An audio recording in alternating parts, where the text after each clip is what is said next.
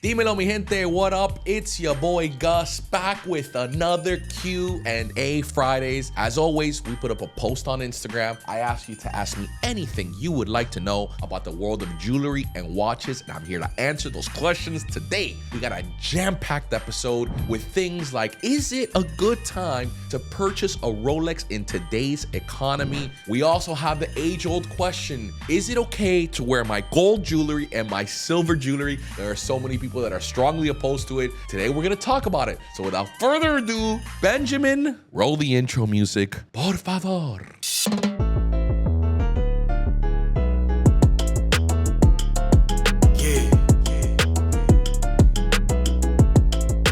Gus via jewelry.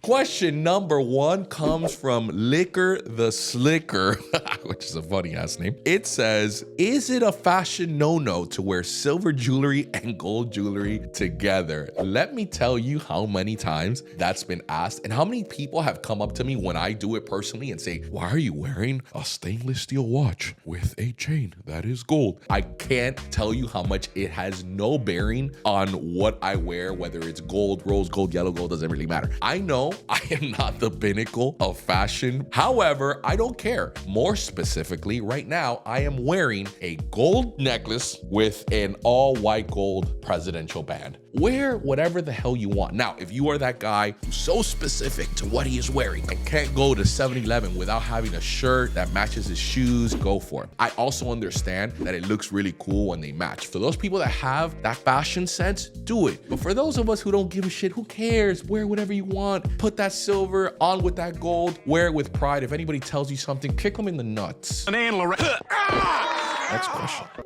Question number two comes from the Kite Smoker 420. He wants to know, how is custom jewelry made? That's a loaded question because there are so many different processes. Normally though, there's two of them. The first one is that you make everything by hand. That's how it used to be made. You would carve the image of whatever it is that you wanted into a wax box, and then you would cast that sculpture and make something, put in the diamonds, put in the enamel, put it in whatever it is that you want, and that's how you made custom jewelry before. Nowadays, everything is done through the computer. It's much easier. It's much more effective. You can get a lot more details. It's a little less artistic, I would say. It doesn't bring out like an artist who's sculpting something out of nothing. However, you can get pretty detailed images. They design it through CAD, which is a program for jewelry design. Once the design is done and the customer approves it, you print it. Once you have that wax image and everything is good to go, then you're going to cast it.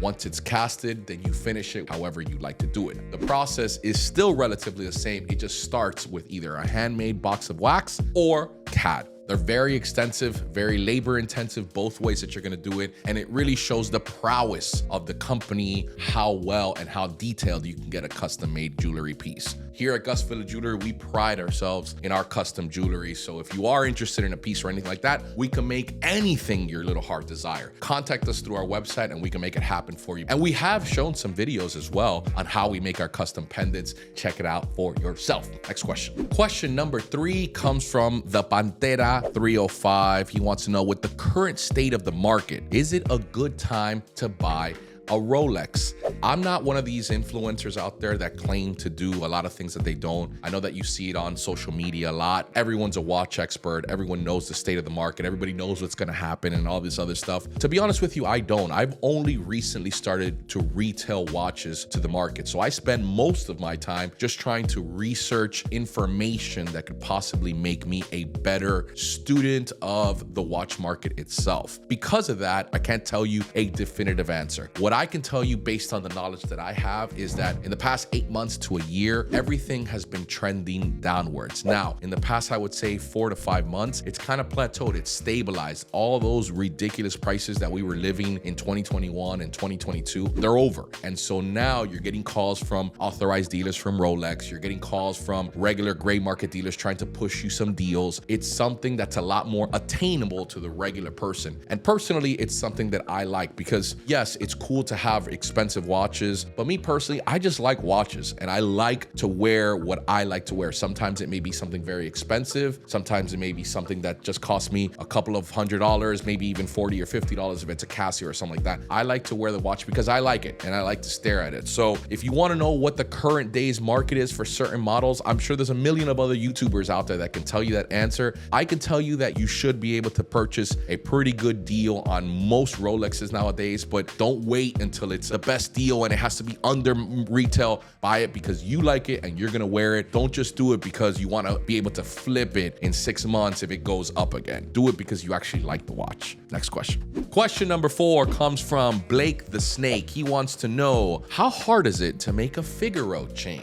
It just depends. Most of the time, because it's been such a popular model, machines make them beautifully. Italian Figaro chains, which is where the Figaro chain came from to begin with, are made to almost perfection. But there's also different variations. Some machines make them a little thicker. Some of them are quite literally paper thin. And because they have a wider body style look, you get a lot of bang for your buck. Handmade ones are a little bit different. They are a lot more labor intensive because essentially what you're making is a Cuban / big loop chain. You have to put 3 little links, plus you have to add the big loop and then file everything correctly, plus hand make the box lock. So it's a lot more intense to make them handmade, and therefore the labor tends to be more expensive than just a regular Cuban. But is it the hardest chain to make out there? Absolutely not. It's still relatively labor intensive. So it's a great question, but I wouldn't say it's the hardest thing I've ever made in my life. And they're also, which is a perfect segue, going to be available on the website starting today. So if you click on the link on my website, you will see them there,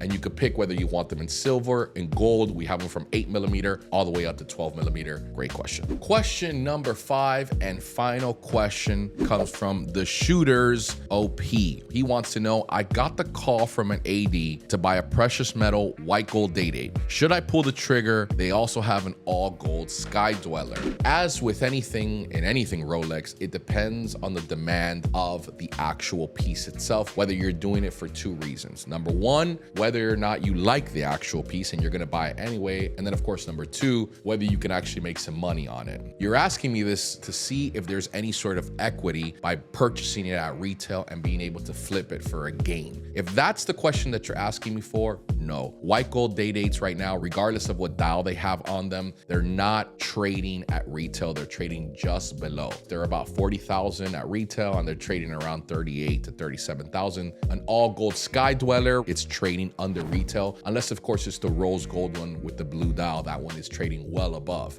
But if you genuinely like the piece and you want to get it directly from the Rolex dealer and be the first one to put it on, then that shouldn't matter. Ask yourself that question, whether it is that you like it or not. If you truly like it and you truly love a white gold day date, then purchase it because you like it. Never mind trying to make a profit on it. Buy it because you love it. If you're trying to flip it, that may be something different. And I'm telling you right now, it may not necessarily be worth it if that's solely what you're going for. Watches are a beautiful, beautiful form of art. It's something that I have a real passion for. I love watches and I'll never purchase any of them because it's any sort of money. I'll give you a prime example. I purchased, when my company turned 1 year old, a Bluesy, and I purchased it almost at retail. And it's a watch that I will never ever sell. It's always with me. I wear it often. And I did it because I loved the watch itself. I always wanted a Bluesy, but more specifically, I was celebrating a special time in my life. So if you're out there trying to get a call from an AD and it's a watch that you like, fuck if you can make money on it. Wear it because you like it. That about does it for another Q&A Fridays. Guys, big updates. The website is going to be revamped very, very shortly. They have a bunch of new products. Figaro chains are now on there. Custom pendants, custom rings. Of course, as always, if you are looking for any sort of watch, anything that you want out there, please contact us at gusvillajewelry.com. Drop a comment down below if you guys have any questions for our next episode of Q&A Fridays, and I will catch you guys in the next one.